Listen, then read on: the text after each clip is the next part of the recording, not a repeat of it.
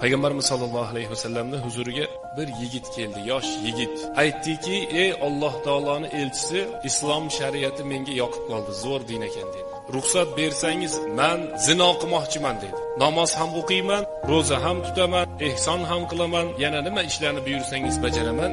Bitta iltimosim bor dedi. 40-50 ga kirib turguncha bir yoz bersangiz bir narsaga men zino qilib tursam dedi. O'sha bola ixlos bilan so'rayapti, tushunib yetmayapti xolos. Uni tushunmayotganligini payg'ambarimiz sollallohu alayhi vasallam tushundi.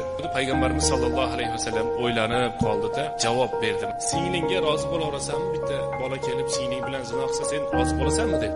Allohga qasam, singlim bilan birov zino qilsa, men uni tinch qo'ymayman dedi.